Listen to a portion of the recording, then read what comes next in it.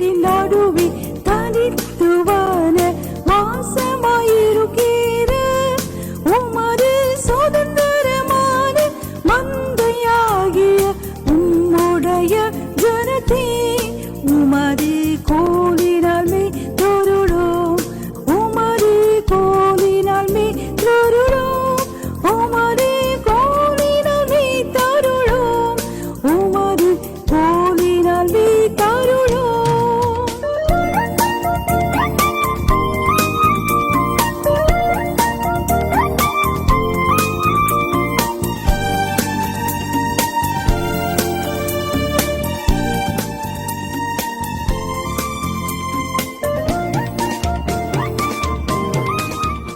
எரேமியா 33:4. எதிர்கொத்தளங்களினாலும் பட்டயத்தாலும் இடிக்கப்பட்டவைகளாகிய இந்த நகரத்தின் எதிர்கொத்தளங்களினாலும் பட்டயத்தினாலும் இடிக்கப்பட்டவைகளாகிய இந்த நகரத்தின் வீடுகளையும் யூதா ராஜாக்களின் வீடுகளையும் குறித்து யூதா ராஜாக்களின் வீடுகளையும் குறித்து எதிர்கொத்தளங்களினாலும் பட்டயத்தாலும் இடிக்கப்பட்ட வீடுகளை குறித்து இடிக்கப்பட்ட வீடுகளை குறித்து வீடுகள் இடிக்கப்பட்டிருக்கு.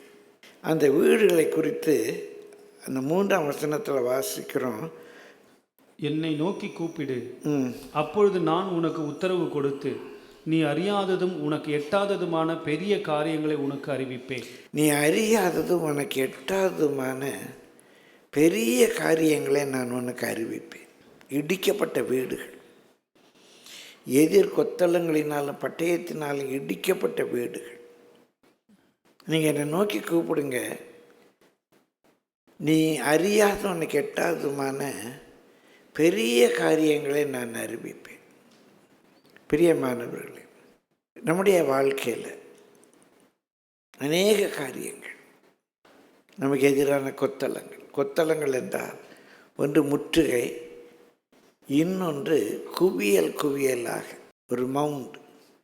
நமக்கு விரோதமான பிரச்சனைகள் குவியலாக இருக்கு. என்ன பண்ணுன்னு தெரியல. குடும்பங்கள் இடிக்கப்படுது. கணவன் மனைவி உறவுகள், பெற்றோர் பிள்ளைகள், உடன்பிறப்புகள் பேசக்கூட மாட்டேங்கிறாங்க. வீடு பில்லி சூன்யத்தினால, பிசாசின் கிரியைகளினால பிரியமான இடிக்கப்பட்டு போகுது. ஒன்றும் பண்ண முடியலை, சமாதானம் இல்லை, சந்தோஷம் இல்லை. இப்போ கர்த்தர் சொல்கிறேன், நோக்கி கூப்பிடு, நான் பெரிய காரியங்களை செய்வேன்கிறார். பிரியமல்லங்கள் ஒரு சில வசனங்களை வாசித்தேன், எல்லாமே தெரிந்த பகுதி தான். ஆனாலும் என்ன செய்வார் அப்படிங்கிறத இங்கே நம்ம பார்க்க முடியுது. 6ஆம் வசனத்துக்கு வாங்க. இதோ அப்படின்னா இந்த பாரு பிஹோல்ட், கொஞ்சம் பாரு என்ன செய்வார். முதலாவது, நான் அவர்களுக்கு சௌக்கியமும் ஆரோக்கியமும் வரப்பண்ணி. நம்பர் 1, இந்த இடிக்கப்பட்ட வீடுகளுக்கு குடும்பம் சதறிட்டு இருக்கு. முதலாவது உங்களுக்கு சௌக்கியம் வர பண்ணுவேன். இந்த சௌக்கியம் அப்படின்னு சொன்னால் ஹோல்னஸ், வெறுமனே சுகமாக இருப்பது என்ற பொருள் அல்ல. தென் தமிழகத்திலலாம் ஒருத்தர் பார்த்த உடனே கேட்பாங்க, என்ன சார் சௌக்கியமாக இருக்கலா? சௌக்கியமாக இருக்கேன், நீங்கள் எப்படி இருக்கீங்க? சௌக்கியமாக? வீட்டில் எல்லோரும் சௌக்கியமா?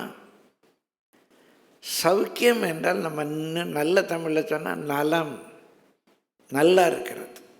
இலக்கிய தமிழ் எழுதுவோம் நலம், நலமறியாவா அப்படின்னு எழுதுவாங்க. நலம், நான் நலமாக இருக்கேன், நல்லா இருக்கேன். அப்போ முதலாவது நம்ம வாழ்க்கையில் நலன், சௌக்கியம், ஒரு ஹோல்னஸ் வர பண்ணுவார். கர்த்தர் நோக்கி கூப்பிடுவோம். இந்த செய்தியை கர்த்தர் உங்களுக்கு அனுப்பித்தாரார். நான் பெரிய பிரசங்கமாக பண்ண போல, வெறும் குறிப்புகளை சொல்லி கடந்து போகிறேன். கர்த்தர் உங்களுக்கு முதலாவது என்ன செய்வாராம்? சௌக்கியம் வர பண்ணுவார். 2வது ஆரோக்கியம், இது ஹீலிங். நம்முடைய அநேக வியாதிகளுக்கு காரணம் ஒருவேளை எல்லா வியாதிக்கும் காரணம் என்று சொல்லட்டாலும் நம்முடைய அநேக வியாதிகளுக்கு காரணம் நம்முடைய எமோஷன், உணர்ச்சிகள். பிரியமானவர்களே, பிளட் ப்ரெஷர் வருது, காரணம் என்ன? நரம்பு தளர்ச்சி வருது, காரணம் என்ன? குடல் புண், பெப்டிக் அல்சர் வருது, காரணம் என்ன? இப்படி ஒன்று ஒன்றா பார்க்கலாம். நம்முடைய சுரப்பிகள் இயங்குறதுல பிரச்சனை வருது, எலும்பு பலவீனமாகுது, ஆவியின் முறிவினாலே எலும்புகள் உலர்ந்து போகும். ஒரு ஆபத்தான செய்தியை கேட்கும்போது பைபிளில் குடல் குழம்பிட்டு, ரொம்ப சிம்பிளாக எடுத்துக்குவாங்களேன். ஏதோ ஒன்று கேட்கும், எப்படி கண்ணீர் வருது? ஏன் கண்ணீர் வருது? உள்ள அந்த டியர் கிளான்ஸ், கண்ணீரை பிறப்பிக்கிற அந்த கிளான்ஸ் அங்கே அதை சுரக்குது. நம்முடைய உணர்ச்சி அதை சுரக்க வைக்குது. நரம்பு தளர்ச்சி வந்துடுச்சு. நரம்பு தளர்ச்சி வந்தால் நம்ம கண்ட்ரோல்லே போயிடுது.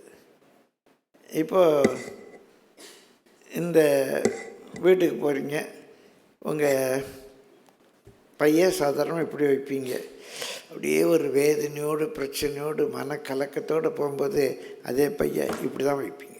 இப்போ உங்கள் வீட்டில் உங்கள் ஹஸ்பண்ட், அவர் நல்ல ஒரு சூழ்நிலை இருக்குது, தண்ணி கொண்டு இப்படி வைப்பீங்க.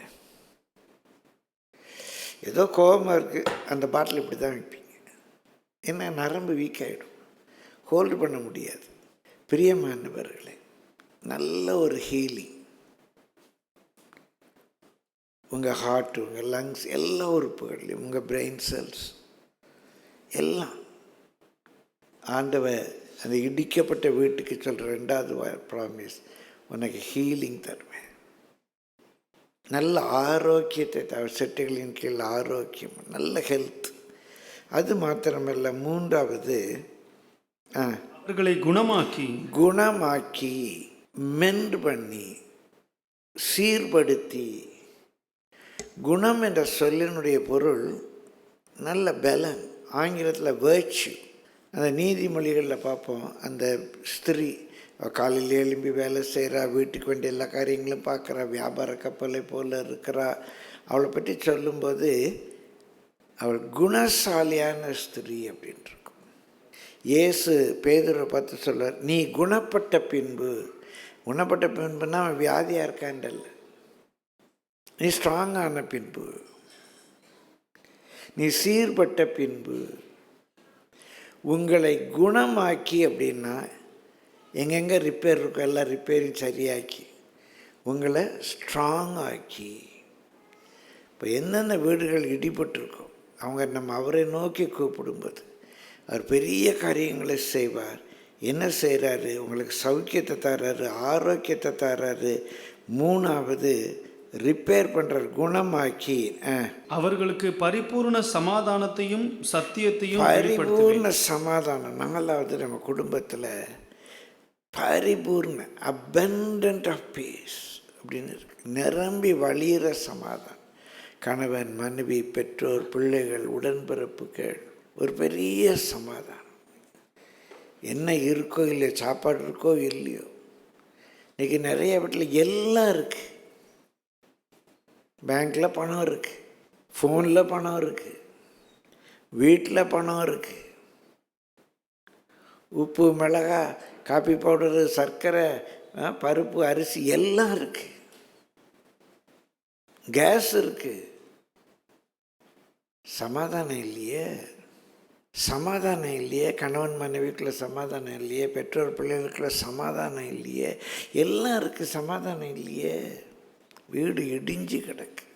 கர்த்தர் வாக்கு கொடுக்குறார், என்னை நோக்கி கூப்பிடு, நான் பெரிய காரியத்தை செய்ய. என்னான்ற பெரிய காரியம்?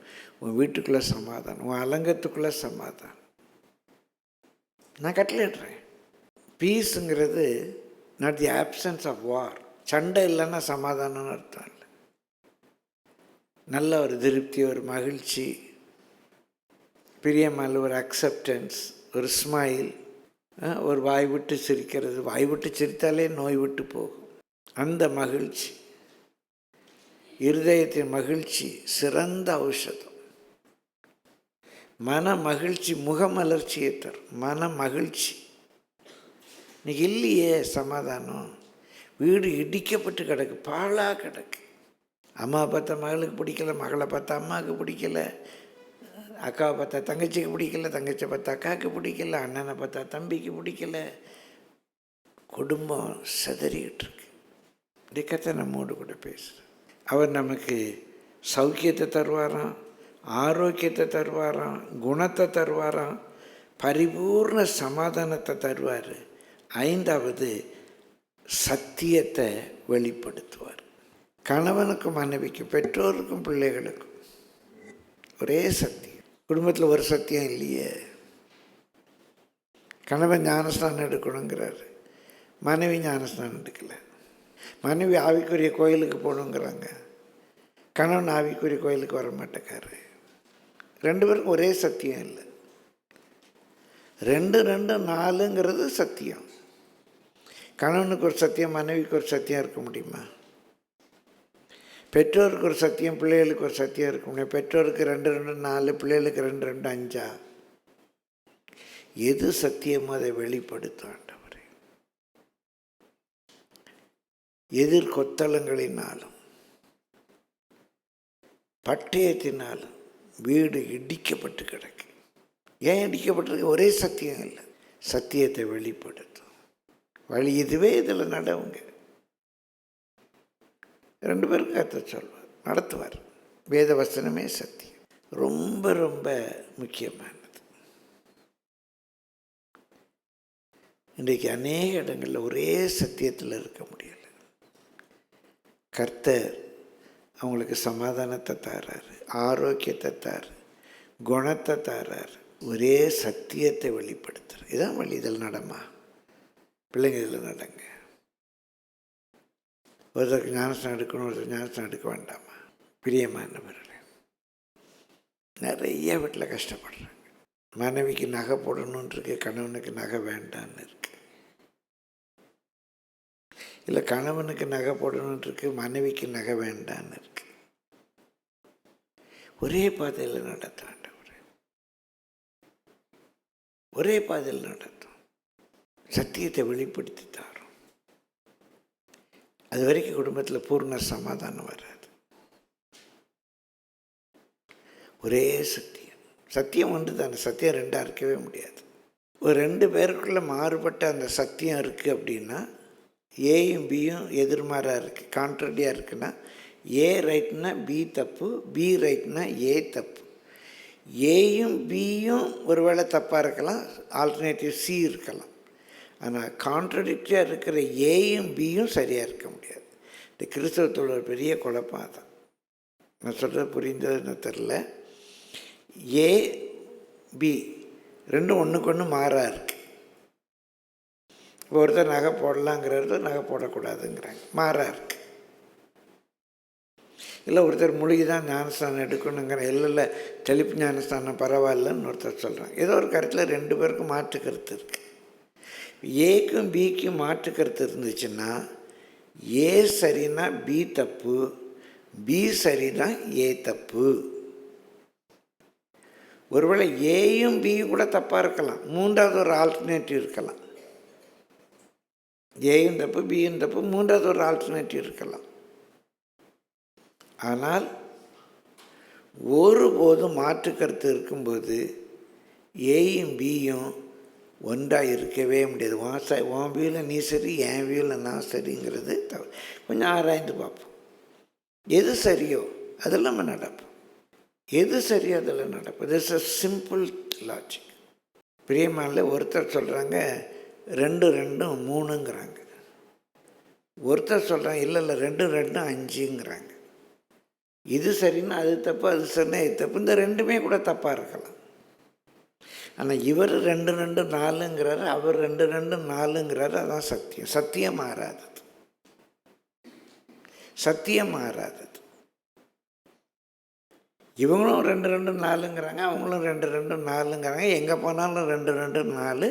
சத்தியம் மாறாதது. ரொம்ப ரொம்ப முக்கியம். அப்போ ஆண்டவர் நம்முடைய இடித்து கிடக்கிற குடும்பங்களுக்கு ஆரோக்கியத்தை தராரு, சௌக்கியத்தை தராரு, குணமாக்குறாரு, சத்தியத்தை வெளிப்படுத்துகிறாரு, பிரியமுள்ள சமாதானத்தை அருளி செய்கிறாரு. அது மாத்திரமல்ல, தொடர்ந்து நாம் வாசிக்கிறோம், வாசியுங்க. நான் யூதாவின் சிறையிருப்பையும் இஸ்ரவேலின் சிறையிருப்பையும் திருப்பி முன்னிருந்தது போல அவர்களை கட்டுவித்து. பிரியமான 7வது, என்னென்ன காரியங்களை நம்ம சிறைப்பட்டிருக்கிறோம், அடிமைப்பட்டிருக்கிறோம். சில பழக்க வழக்கம், கணவன் குடிக்க அடிமைப்பட்டிருப்பான், ஒருவேளை மனைவி சண்டைக்கு அடிமைப்பட்டிருப்பான், அதை விடவே முடியலை. ஏதோ ஒரு பழக்க வழக்கம், இல்லை பொருளாதாரத்தில் எங்கேயோ சிக்கிக்கிட்டு இருப்போம், சிறைப்பட்டிருப்போம். நம்ம என்ன நினச்சாலும் வெளியே வர முடியலை. 7வது அவர் கொடுக்குற ஒரு வாக்குத்தத்தை, இடிந்து கிடக்கிற குடும்பத்துக்கு, எதிர்கொத்தலங்களினாலும் பட்டயத்தினாலும் இடிக்கப்பட்டு கிடக்கிற குடும்பத்துக்கு சொல்கிறாரு, உங்கள் சிறையிருப்பை நான் திருப்புவேன். பிரியமான யூதாவின் சிறையிருப்பை, இஸ்ரவேலின் சிறையிருப்பை நான் திருப்புவேன். அந்த நெருக்கத்திலிருந்து ஒன்று அவன் குடும்பத்தை, அவன் வீட்டை நான் விடுவிப்பேன். இதை நீ தப்பு பண்ண, எனக்கு விரோதமாய் பாவம் பண்ண, பாபிலோனின் ஆறுகள் மேலே இச்சை வைத்த, பாபிலோனின் தெய்வங்களை கும்பிட்ட, பாபிலோனிய பண்டிகைகளை அனுசரித்த, வானராக்கினிக்கு அப்பஞ்சுட்ட, எனக்கு பிடிக்காத காரியத்தை செய்த, பிரியமான ஈஸ்டருக்குன்னு சொல்லி பண்ணு கொடுத்த, கிறிஸ்துமஸுக்குன்னு கேக் கொடுத்த, என்னமோ பண்ண. ஆனால் இப்போது நீ என்னை நோக்கி கூப்பிடுற. உன் சிறை இருப்பை திருப்பி, ஒரு கடன் பிரச்சனை, பிஸ்னஸில் ப்ராப்ளம், மாட்டிக்கிட்டோம். சிறை இருப்பை திருப்பி 7வது, முன் இருந்தது போல அவர்களை கட்டுவித்து. இயேசு நாமத்தில் சொல்கிறேன், கர்த்தர் சொல்கிறார், பிரியமானவர்களே, He will build us. கட்டுவிப்பார். He will build us. குடும்பத்தை கட்டுவிப்பார். முன் அந்த வீடு எப்படி இருந்துச்சு, அந்த அரண்மனை எப்படி இருந்தது, எல்லாம் இடிஞ்சு கிடக்கு, எல்லாம் இடிஞ்சு கிடக்கு. அந்த உறவுகள் இடிஞ்சு கிடக்கு. இயேசுவின் நாமத்தில் நான் சொல்கிறேன், வெறும் குறிப்பை சொல்லி நான் உங்களுக்காக ஜெபிக்க போகிறேன். இதை கேட்பதற்காகவே கர்த்தர் உங்களை கொண்டு வந்திருக்கிறார். உடைய சமூக மத்தியில் ஆசைப்பாடி கொண்டிருக்கு. இயேசு நாமத்தில் சொல்கிறேன், இடிந்து கிடக்கிறவங்களுடைய குடும்பத்தை ஆண்டவர் கட்டுவார். ஹல்லேலூயா. அவர் கட்டுவார், முன் இருந்தது போல கட்டுவார். அவர் உங்களை முன் இருந்தது போல கட்டுவித்து. 8ஆம் வசனம் வாங்க. 8வது, அவர்கள் எனக்கு விரோதமாய் குற்றம் செய்த அவர்களுடைய எல்லா அக்கிரமங்களுக்கும் அவர்களை நீங்களாக்கி சுத்திகரித்து. 8வது, கர்த்தர் உங்களை சுத்திகரிப்பார். சமாதானம் தர்றாரு, ஆரோக்கியம் தர்றாரு, நம்ம கட்டு வைக்கிறாரு. நம்முடைய எல்லா அக்கிரமங்களையும், பிரியமானவர்களை, அவருக்கு விரோதமாக செய்த எல்லா பாவங்களுக்கும் நீங்களாக்கி நம்மை சுத்திகரிக்கிறார். உங்களை அவர் சுத்திகரிக்கிறார். கர்த்தருடைய பரிசுத்த நாமத்துக்கு மகிமை உண்டாவதாக. எவ்வளோ அருமையாக இருக்குது பாருங்கள்.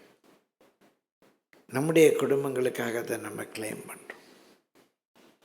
ஆண்டவர் நம்முடைய எல்லா அக்கிரமங்களையும் நமக்கு மன்னித்து அவருடைய கல்வாரி இரத்தத்தினால, அவர் சிலுவையில் சிந்தின இரத்தத்தினால அவர் நம்மை சுத்திகரிக்கிறார். கர்த்தருடைய பரிசுத்த நாமம் மகிமைப்படுவதாக. பிரியமானவர்களே, அவர் நம்மை அழுக்கிற கழுவி, அவருக்கு பிரியமில்லாத என்னென்ன காரியங்கள் நம்ம வாழ்க்கையில் இருக்கும், என்ன அக்கிரமாக இருக்கட்டும், நம்மளை கரைப்படுத்தியிருக்கு. உலகத்தால் கரைப்பட்டிருக்கிறோம், மாம்சத்தால் கரைப்பட்டிருக்கிறோம். 3 கரைகள் வேதத்தில் சொல்லப்பட்டிருக்கு. உலகத்தால் கரைப்பட்டவர்கள், மாம்சத்தால் கரைப்பட்டவர்கள், அக்கிரமத்தால் கரைப்பட்டவர்கள். நீக்கி சுத்திகரிக்கிறார். பிரியமானவர்களே, அக்கிரமத்தினால் கரைப்படுறது, அக்கிரம கிரமத்துக்கு மாறாக சிலருடைய வாழ்க்கையே, அவங்க சுபாவமே 6வது நேரத்துக்கு பிந்தி வருது. அது கரமா அது கர்த்தரை அசட்டை பண்ணுற மாதிரி தானே. ஆராதனைன்னா பிந்தி தான் வருவாங்க. அப்படி ட்ரெயினுக்கு போக முடியுமா? அப்படி ஃப்ளைட்டுக்கு போக முடியுமா? அது நம்மளை கரைப்படுத்துது. இது அக்கிரமம், கிரமத்துக்கு மாறானது. அதனால் பைக்கில் தொடர்ந்து அப்படி தான் வருவாங்க. என்றைக்கோ ஒரு நாள் முடியாமல் நாள் பிந்தி வர்றவங்க எப்போதும் பிந்தி தான் வருவாங்க, முந்தி வர்றவங்க எப்போதும் முந்தி தான் வருவாங்க. ஆராதனை நடக்குது, போர் அடிக்க வெளியே நின்று பேசிகிட்டு இருக்குது. கிரமமா அக்கிரமமா? என் வாழ்க்கையில் 21 வயதில் 21, 22 வயதில் நான் ரட்சிக்கப்பட்டேன். ஒரே ஒரு நாள், இப்போ 50 ஆண்டுகளுக்கு மேலே ஆச்சு, ஒரே ஒரு நாள் எனக்கு தெரிந்து ஒரே ஒரு நாள் ஆராதனை நடக்கும்போது, என் சபையில் ஆராதனை மேலே நடக்கும், கீழே அங்கே இடம் இல்லைன்னு சொல்லி கீழே நிறைய சேர் போட்டிருப்பாங்க. ஒரே ஒரு நாள் கீழே நின்னேன். ஏன்னா அன்றைக்கு என்னுடைய கால்களுக்கு இடையில் ஒரு புண், உட்கார முடியாது, சீழ் வருது. அந்த சூழ்நிலையிலையும் சீழ் வெளியே வராதபடிக்கு ஒரு பேண்டேஜ் போட்டுட்டு உட்கார முடியாததுனால முழு ஆராதனையும், அப்போ உலகப்பிரமான வேலையில் இருக்கு, முழு ஆராதனையும் கீழே நின்று பங்கு பெற்றேன். அந்த ஒரே ஒரு நாளை தவிர என் மனம் அறிந்து ஒரு நாளாக நான் வெளியே நின்னதில்லை. ஆராதனை நடக்கும்போது எந்திரிச்சு வெளியே நான் நடந்ததில்லை. I cannot think about one day. பிரியமான, நான் பெருமைக்கு சொல்லலை, உங்களுக்கு புரிய வைப்பதற்காக சொல்கிறேன்.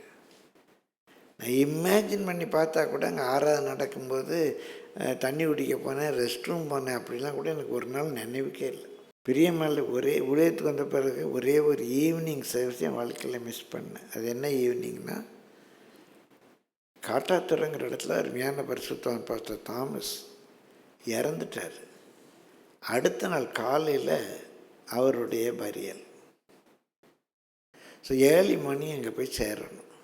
ரூபர் என்ன வேதனைப்பட்டேன், ஐயோ ஈவினிங் சர்வீஸை மிஸ் பண்ணி போகிறோமேன்னு சொல்லி யோசிப்பேன். அது ஒரே ஒரு ஈவினிங் தான் நான் மிஸ் பண்ணியிருக்கிறேன். இப்போ சபையில் ஆராதனை நடக்கும்போது வெளியே நிற்கிறது கிரமமா அக்கிரமமா? சபைக்கு பிந்தி வர்றது கிரமமா அக்கிரமமா? கொஞ்சம் யோசித்து பாருங்க. எதுவானாலும் நம்ம கிரமத்துக்கு மாறாக செய்கிறதுக்கு பேர் அக்கிரமம். அது நம்மளை கரைப்படுத்தும், ஆண்டவர் சுத்திகரிக்கும். இன்னொன்று மாம்சத்தினால் உள்ள கரை. மாம்சத்தினால் உள்ள கரை அப்படின்னு சொன்னால் கோபம், வைராக்கியம், செத்தாலும் மூஞ்சில முழிக்க மாட்டேன், கரைப்படுத்துது. உன்கிட்ட பேச மாட்டேன், கரைப்படுத்துது. மாம்சத்தின் கிரியைகள் வெளியரங்கமாக இருக்கின்றன, அவை அப்படின்னு லிஸ்ட் இருக்குது. நான் ஒரு பெரிய பிரசங்கம் இல்லை, ஜப குறிப்பாக தான் சொல்லிகிட்ருக்கிறேன். ஜபத்துக்காக தான் இதை ஆயத்தப்படுத்து. ஆனால் அன்றைக்கு பேச கர்த்தர் அனுமதிக்கலை, இன்றைக்கு பேசுகிறேன். இன்றைக்கு ஆண்டவரே என்னை சுத்திகரியா, வெண்மையாவேன் ஆண்டவரே. அக்கிரமம் என்னை கரைப்படுத்தியிருக்கா, சுத்திகரியும். மாம்சத்தின் கிரியை என்னை கரைப்படுத்தியிருக்கா, சுத்திகரியும் ஆண்டவரே. அது வேணால் வாஸ்துருமே. கலாத்தியர் 5:19 வாஸ்துருங்க. கலாத்தியர் 5:19. மாம்சத்தின் கிரியைகள் வெளியரங்கமாக இருக்கிறன. இது ஒன்றும் மறைவானதில்லை. கோபம் இருக்கிறது மறைவாக இருக்குது, வெளியரங்கமாக இருக்குது. ஓப்பன் ஏர் தியேட்டர், வெளி அரங்கம், உள் அரங்கம், வெளி அரங்கம். அரங்கம் என்றால் ஆடிட்டோரியம். இது ஓப்பனாக இருக்குது, ஓப்பன் ஏர் தியேட்டர். மாம்சத்தின் கிரியைகள் வெளி அரங்கமாக இருக்கின்றன. அவையாவன, என்ன லிஸ்ட் போடுற? அவையாவன விபச்சாரம், திருமணம் என்ற ஒரு உறவுக்கு வெளியே, திருமணமான உறவு, ஆண் ஒரு பெண் வேறு திருமண உறவுக்கு வெளியே பழகினாங்கன்னா விபச்சாரம். அது மாம்சத்தின் கிரியை, அதை நம்மளை கரைப்படுத்திடும். வேசித்தனம். அப்போ இது என்னங்க வித்தியாசம்? விபச்சாரம்னா என்ன, வேசித்தனம்னா என்ன? வேசித்தனம் என்றால் திருமணம் என்ற ஒரு உறவு இல்லாமல். திருமணங்கிறது வேதத்தில் யாவருக்குள்ளும் கனம் உள்ளது. உலகத்தில் எப்படி இருக்கும்? இங்கே இருக்கிற வாலிப பிள்ளைகள் கவனிச்சுக்கோங்க.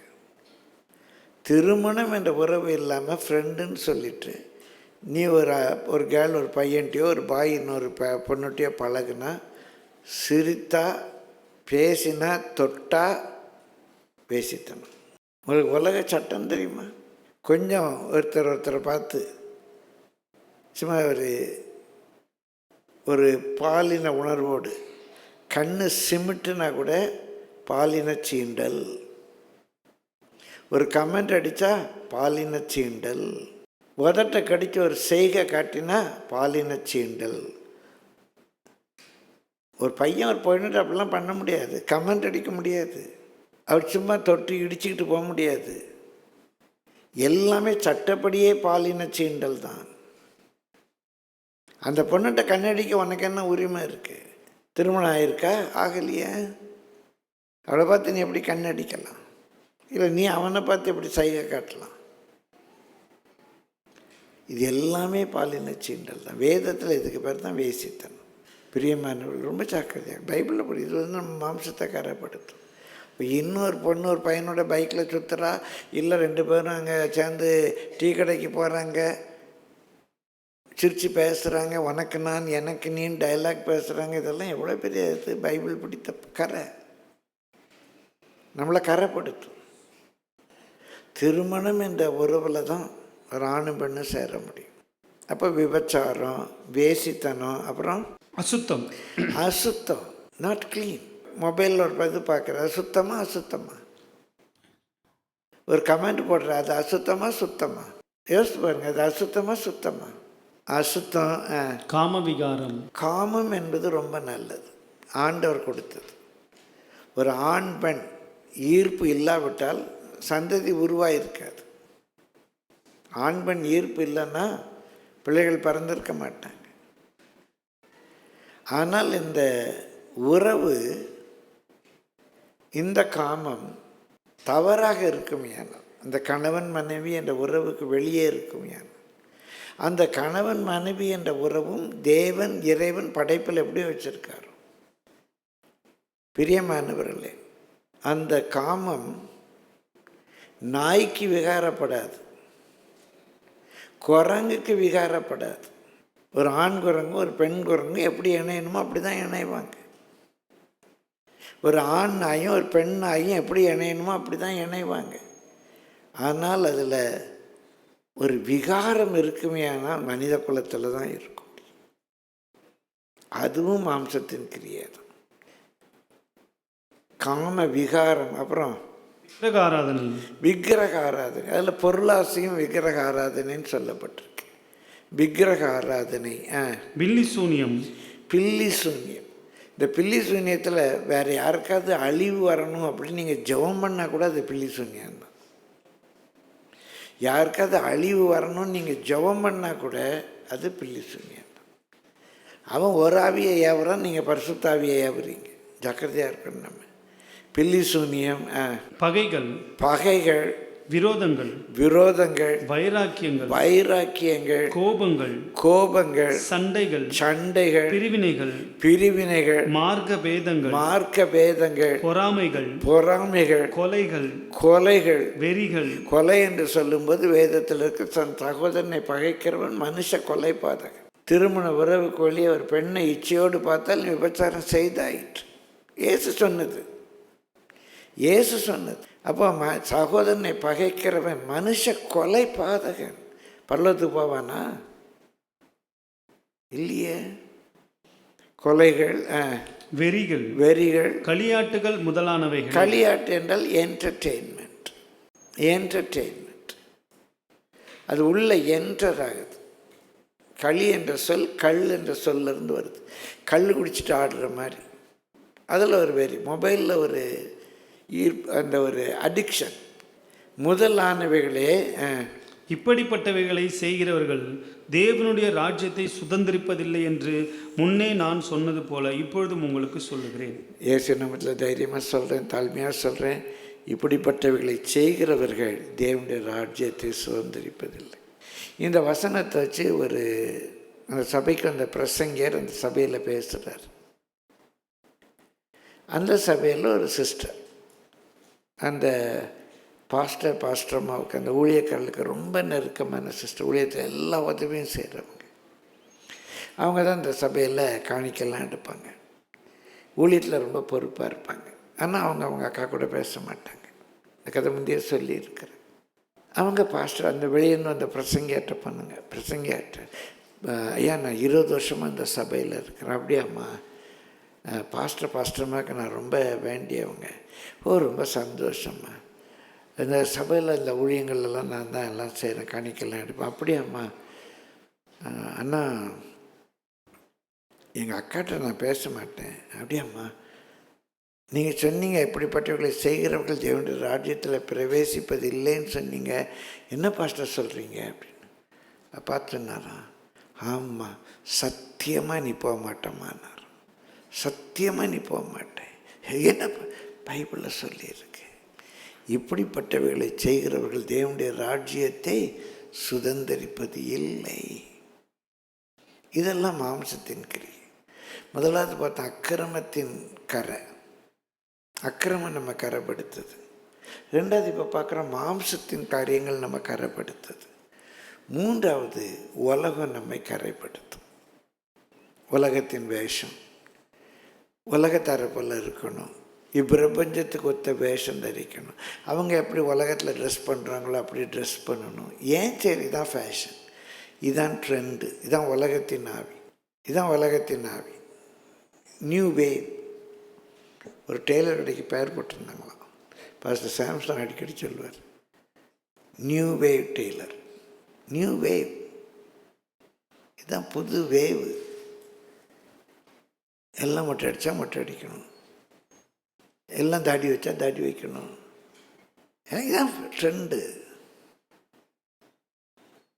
உலகத்தின் வேஷம். உலகத்தார் எப்படி, அவங்க எப்படி ப்ளவுஸ் போடுறாங்களோ அப்படி தான் போடணும். எல்லாம் ஸ்லீவ்லெஸ் போட்டால் நம்ம ஸ்லீவ்லெஸ் போடணும், எல்லாம் ஃபுல் ஸ்லீவ்ஸ் போட்டால் நம்ம ஃபுல் ஸ்லீவ்ஸ் போடணும். உலகத்தின் ஆவி, உலகத்தின் ஞானம், உலகத்தின் வேஷம், உலகத்தின் வழிபாடு. பிரியமானவர்களே, இது உலகத்தில் வழக்கம். அவங்க தாலி கட்டணும், நம்ம தாலி கட்டணும். அவங்க புனித நீராட்டு விழா வச்சா நம்ம புனித நீராட்டு விழா வைக்கணும். அவங்க சீமந்தம் வச்சா நம்ம சீமந்தம் வைக்கணும். அவங்க கருமாதி வச்சா நம்ம கருமாதி வைக்கணும். என்ன பிராண்டி பாட்டிலுக்கு லேபிள் மாத்திரம் சர்பத்துன்னு ஒட்டிக்கும், அவ்வளோதான். ப்ரேயர் மீட்டிங், ஸ்தோத்திர கூட்டம், அதே கருமாதி தான். அவங்க பூசாரியை கூப்பிட்டாங்க, நீங்கள் பாஸ்டரை கூப்பிட்டீங்க. அதே புனித நீராட்டு விழா தான். உட்கார வச்சு வரவங்கள்டெல்லாம் காசு வாங்கி, அது ஏன் காசு கொடுக்கணும்னு நிறைய பேருக்கு தெரியாது. அந்த பின்னணி அந்த பிள்ளைக்கு கட்டுற பணம், அது வயசுக்கு வந்துட்டால் அந்த பிள்ளைக்கு அவங்க கொடுக்குற ரேட் அது. அதையும் நம்ம செஞ்சுக்குவோம். ஏதோ காசு கிடச்சா சரி தானே. பையன் வயசுக்கு வரான், ஊரெலாம் போய் சொல்கிறவன் என் பையன் வயசுக்கு வந்துட்டான், என் பையன் வயசுக்கு வந்துட்டான், என் பையனுக்கு மீசை முளைக்க ஆரம்பிச்சிட்டு, என் பையனுக்கு இந்த மாதிரி ஆகிப்போச்சு, பருவம் அடைஞ்சிட்டான் சொல்கிறோம்மா. பையன்தான் ஒரு நாள் பருவம் அடைகிறான். ஒரு பெண்ணுக்கு வர்ற மாற்றங்கள் மாதிரி பையனுக்கும் தான் மாற்றம் வருது. பிரியமானவர்களே, உலக வழக்கங்கள், இப்பிரபஞ்சத்துக்கு ஒத்த வேஷம், இதெல்லாம் நம்ம கரைப்படுத்துது. இன்றைக்கு இடிக்கப்பட்ட இந்த குடும்பங்களுக்கு கர்த்தர் கொடுக்குற ஒரு வாக்கு தத்துவம், உங்கள் கரைகள் நீங்க அவர் உங்களை சுத்திகரிப்பார். He will cleanse you. பாவத்திலிருந்து, அசுத்தத்திலிருந்து, சாபத்திலிருந்து, அக்கிரமத்தின் கரையிலிருந்து, மாம்சத்தின் கரையிலிருந்து, உலகத்தின் கரையிலிருந்து. பிரியமில்லை, எவ்வளோ அருமையான வாக்குத்தத்தங்களை தந்திருக்கார். கர்த்தருடைய பரிசுத்த நாமத்துக்கு மகிமை உண்டாவதாக. பிரியமானவர்களே, அதே 8ஆம் வசனம் தொடர்ந்து வாசிப்போம். எரேமியா 33:8. அவர்கள் எனக்கு விரோதமாய் குற்றம் செய்து அவர்களை எல்லா அக்கிரமங்களுக்கும் அவர்களை நீங்களாக்கி சுத்திகரித்து, அவர்கள் எனக்கு விரோதமாய் குற்றம் செய்து எனக்கு விரோதமாய் துரோகம் பண்ணின அவர்களுடைய எல்லா அக்கிரமங்களையும் மன்னிப்பேன். 9வது, அவர் நம்மளை சுத்திகரிப்பது மாத்திரமல்ல, நம்ம அவருக்கு விரோதமாக செய்த எல்லா அக்கிரமங்களையும் மன்னிச்சிட்டேன்ப்பா, ரைட் ஆஃப் பண்ணிட்டேன். அந்த மன்னிச்சிட்டேங்கிறது ரைட் ஆஃப் பண்ணிட்டேன். I will not hold it against you. இதை உனக்கு விரோதமாக கர்த்தர் வைக்கவே மாட்டேன். நீ அன்னைக்கு அப்படி பண்ணல, நீ அன்னைக்கு அப்படி பண்ணல, நீ அன்னைக்கு அப்படி பண்ணல என்று சொல்லிகிட்டே இருக்க முடியும். எல்லாத்தையும் எரேஸ் பண்ணிட்டார். எல்லாத்தையும் மன்னிச்சிட்டார். எல்லாத்தையும் மன்னிப்பேன். வாசிப்போம் 9ஆம் வசனம், நான் 10வது குறிப்பு. நான் அவர்களுக்கு செய்யும் நன்மை எல்லாம் கேட்க போகிற பூமியின் எல்லா ஜாதிகளுக்கு முன்பாக அது எனக்கு மகிழ்ச்சியுள்ள கீர்த்தியாயும் புகழ்ச்சியாயும் மகிமையாயும் இருக்கும். நான் அவர்களுக்கு அருளி செய்யும் எல்லா நன்மை நிமித்தமும் எல்லா சமாதானத்தின் நிமித்தமும் இவர்கள் பயந்து நடுங்குவார்கள் என்று சேனைகளின் தேவனாகிய கர்த்தர் சொல்லுகிறார். உங்களுக்கு ஆரோக்கியம் வர பண்ணிட்டேன், சௌக்கியம் வர பண்ணிட்டேன், சமாதானம் வர பண்ணிட்டேன், குடும்பத்தில் சத்தியத்தை வெளிப்படுத்திட்டேன், உங்கள் அக்கிரமங்களை எல்லாம் நைக்கி உங்களை சுத்திகரிச்சிட்டேன், நீங்கள் விரோதமாக இருந்த எல்லா காரியங்களையும் மன்னிச்சிட்டேன். அது மன்னித்தது மாத்திரமல்ல, உங்களுக்கு என்னென்ன நன்மை வேண்டும், what ever the goodness that you need, நான் உங்களுக்கு நன்மை செய்ய போகிறேன், இந்த குடும்பத்துக்கு நல்லது செய்ய போகிறேன். நான் செய்கிற நன்மையை பார்த்து தேவன் சொல்கிறார். அப்படி ஒரு குடும்பம் வச்சுக்கோ, இந்த யுவராஜ் குடும்பத்துக்கு நான் செய்கிற நன்மையை பார்த்து, ரூஃபஸ் குடும்பத்துக்கு நான் செய்கிற நன்மையை பார்த்து உங்கள் பேரை வச்சுக்கோ. இந்த நன்மை பிரியமல் நமக்கு அவர் செய்கிற நன்மை, இது எனக்கு சொல்கிறதுக்கே தைரியம் இல்லை. ஆனால் இந்த நன்மையின் நிமித்தம் பிரியமானவர்களே, அது அவருக்கு தேவனுக்கு பிரியமானவர்களே மகிழ்ச்சி உள்ள கீர்த்தியாயும் புகழ்ச்சியாயும் மகிமையை, தேவனுக்கு எனக்கு கர்த்தர் செய்கிற நன்மை தேவனுக்கு மகிழ்ச்சி உள்ள கீர்த்தியாயும் புகழ்ச்சியாயும் யாருக்கியா பார்த்தியா, அவன் கும்பிடுற கடவுள் போனான், கடவுள்னு போனான், எப்படி அந்த பையனை உயர்த்திட்டார் பார்த்தியா. சே, இந்த குடும்பத்துக்கு இவ்வளவு சமாதானமா, அவங்க பிள்ளை எம்ஏ படிக்காளா, என்னதுங்க நீட் பாஸ் ஆகி மெடிக்கல் சேர்ந்துட்டாலாமா, அந்த வீட்டு பிள்ளையா, ஆமாம் அங்கே ஒரு அந்த தெருவில் வச்சு ஒரு என்னமோ ஒரு கடை போட்டிருந்தான், ஆமாம் ஏன்னா பெரிய ஷாப் திறந்துருக்கானா, எப்படிங்க இது, அவங்க என்னமோ டைவர்ஸ்லாம் பண்ண போகிறோன்னு சொல்லிட்டு இருந்தாங்க, இப்போ ஒரு ஒன்றா இருக்காங்களா, ஊழியம் செய்கிறாங்களா, நம்ப முடியலையே. அவர் நமக்கு செய்கிற நன்மையின் நிமித்தம் தேவனுக்கு அது கீர்த்தியாயும் புகழ்ச்சியாயும் மகிமையுமா இருக்கும். புரியுதா? எனக்கே புரியல. என்ன கர்த்தர் ஆசீர்வதிக்க அது தேவனுக்கு மகிழ்ச்சியாக இருக்கும், தேவனுக்கு மகிமையாக இருக்கும். எனக்கு மாத்திரம் இல்லை, எவ்வளோ ஆழமாக இருக்கு பாருங்க. யாருக்கு? எதிர்கொத்தளங்களினாலும் பட்டயத்தினாலும் இடிக்கப்பட்ட அந்த வீட்டுக்கு கர்த்தர் செய்கிற நன்மையின் நிமித்தம் அவருக்கு அது கீர்த்தியாயும் புகழ்ச்சியாயும் மகிமையுமா இருக்குமாமே. புரியலையே ஆண்டவரே, அப்படி எங்களை ஆசீர்வதிக்க நீர் நல்ல கரங்களை தட்டி கர்த்தரை ஸ்தோத்திரிப்போமா. தொடர்ந்துள்ள வசனங்கள் அவர் என்னென்ன நன்மை செய்வார் அப்படின்னு இருக்கிறத நம்ம வாசித்து ஜெபம் பண்ணுவோம். 9ஆம் வசனம் தொடர்ந்து வாசிப்போம். நான் அவர்களுக்கு செய்யும் நன்மை எல்லாம் கேட்க போகிற பூமியின் எல்லா ஜாதிகளுக்கு முன்பாக அது எனக்கு மகிழ்ச்சியுள்ள கீர்த்தியாயும் புகழ்ச்சியாயும் மகிமையாயும் இருக்கும். நான் அவர்களுக்கு அருளி செய்யும் எல்லா நன்மை நிமித்தமும் எல்லா சமாதானத்தின் நிமித்தமும் இவர்கள் பயந்து நடுங்குவார்கள் என்று இஸ்ரவேலின் தேவனாகிய கர்த்தர் சொல்லுகிறார். மனுஷன் இல்லாமலும் மிருகம் இல்லாமலும் அவாந்தர வெளியாய் கிடக்கிறது என்று நீங்கள் சொல்லுகிற இடத்திலும் யூதாவின் பட்டணங்களிலும் மனுஷனாவது மிருகமாவது இல்லாத பாழான எருசலேமின் வீதிகளிலும் இன்னும் களிப்பின் சத்தமும். என்ன நன்மை செய்வாராம் தெரியுமா? சண்டை போட்டு சாப்பாட்டுக்கு இல்லாமல் குடிச்சு வீடு பாழாக கிடந்துச்சு. அந்த வீட்டில் களிப்பின் சத்தமும் மகிழ்ச்சியின் சத்தமும் மணவாளனின் சத்தமும் மணவாட்டியின் சத்தமும் சேனைகளின் கர்த்தரை துதியுங்கள், கர்த்தர் நல்லவர், அவர் கிருபை என்றும் உள்ளதென்று சொல்லுகிறவர்களின் சத்தமும். வீட்டில் நல்ல பாட்டு சத்தம், கர்த்தருடைய ஆலயத்துக்கு ஸ்தோத்திர பலிகளை கொண்டு வருகிறவர்களின் சத்தமும். டைம் ஆச்சு கோயிலுக்கு போவோம். இது வரைக்கும் குடிக்க போயிட்டு இருந்தவன், ஊர் சுற்றிக்கிட்டு இருந்தவன், தூங்கிக்கிட்டு இருந்தவன், காலையிலேயே ஒரு சத்தம் கேட்க வீட்டில் பக்கத்து வீட்டில் பார்க்குறாங்க. என்ன சத்தம்? சீக்கிரம் பரப்பிடு, காணிக்கை எடுத்துட்டியா, அந்த தஸ்மா கவர் எடுத்துட்டியா. சில வீட்டில் நடக்கிறத நான் சொல்கிறேன். கர்த்தர் ஆசீர்வதிச்சிருக்காரு.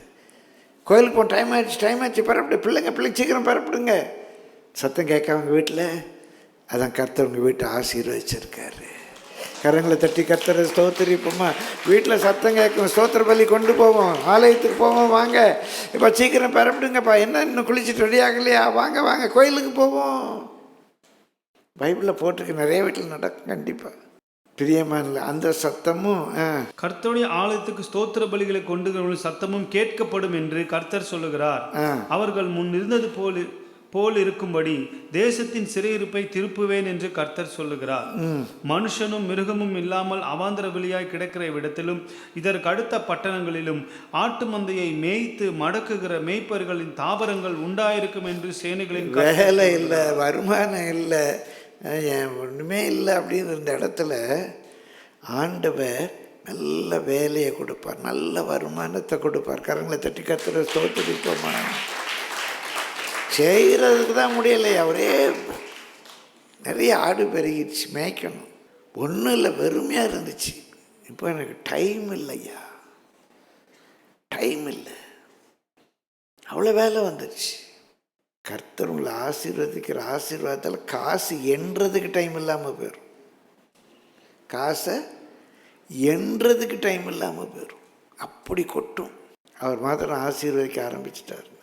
ஆட்டு மந்தைகள்லாம் பெருகுது, வேலை பெருகுது. மலை தேசமான பட்டணங்களிலும் பள்ளத்தாக்குகளான பட்டணங்களிலும் தென் திசை பட்டணங்களிலும் பென்யமீன் நாட்டிலும் எருசலேமின் சுற்றுப்புறங்களிலும் யூதாவின் பட்டணங்களிலும் ஆட்டு மந்தைகள் தங்களை தொகை இடுகிறவனுடைய கைக்குள்ளாக கடந்து வரும் என்று கர்த்தர் சொல்லுகிறார். நிறைய ஆர்டர் வருதுங்க, செய்ய முடியல, மந்தை பெருகுது, பிஸ்னஸ் பெருகுது. கர்த்தர் இப்படி அந்த வீடுகளுக்கு குடும்பங்களுக்கு செய்கிற நன்மையை நிமித்தம் அதை பார்க்கிறவர்கள் தேவனுடைய நாமத்துக்கு கீர்த்தியையும் புகழ்ச்சியும் மகிமையும் செலுத்தப்பா. இப்படி வெறுமையாக இருந்தாங்க ஐயா, ஒரு ஆள் காக்கா இல்லாமல் இருந்துச்சு. இப்போ வேலை செய்ய முடியலை, ஆர்டர் கொட்டுது. அப்படியே பைபிளில் இருக்குங்க. மந்த பெருகும், களிப்பின் சத்தம் வரும், சண்டை போட்டு இந்த வீட்டில் கோயிலுக்கு போம் வாங்க வாங்க, காணிக்கு எடுத்து வச்சுட்டியா, தஸ்மப்பா எடுத்து வச்சுட்டியா, பையில் வச்சுட்டியா, வா சீக்கிரம் டைம் ஆகுது, கோயிலுக்கு சீக்கிரம் போகணும், 9 மணிக்கு ஆறாவது, நம்ம 8 மணிக்காவது அங்கே இருக்கணும், போய் கொஞ்சம் பாஸ்டர் ஹெல்ப் பண்ணணும், வாங்க வாங்க சீக்கிரம் நாங்கள் கொயர் ப்ராக்டிஸ் பண்ணுவாங்க. அந்த சத்தம் உங்கள் வீட்டில் கேட்குதுன்னு நான் சொல்கிறேன். கரங்களை தட்டி கர்த்தரை ஸ்தோத்திரிங்க. உங்கள் வீட்டில் சத்தம் மாறி இருக்குது, எத்தனை பேர் சொல்ல முடியும்? எங்கள் வீட்டில் சத்தம் மாறி இருக்குன்னு நினைக்கிறவங்க கரங்களை தட்டுங்க, கர்த்தரை ஸ்தோத்திரிங்க. இடிக்கப்பட்டு கிடந்த வீடு,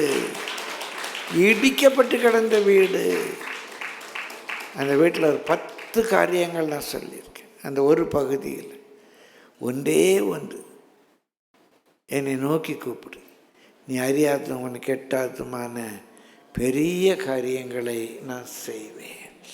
கர்த்தர் நம்மோடு கூட பேசியிருக்கிறார். கர்த்தர் தம்முடைய வார்த்தையை நமக்கு அனுப்பியிருக்கிறார். ஆரோக்கியத்தை தருவார், நல்ல குணத்தை தருவார், சுகத்தை தருவார், சௌக்கியத்தை தருவார், செல்வத்தை தருவார், சமாதானத்தை தருவார். நன்மை என்று சொல்லப்படுகிற ஒன்றாகிலும் குறைபட விட மாட்டார். இடிந்து கிடக்கிற வீட்டை கர்த்தர் கட்டி எழுப்புவார். அக்கிரமங்களை மன்னிப்பார், உங்கள் கரைகளை நீக்கி உங்களை சுத்திகரிப்பார்.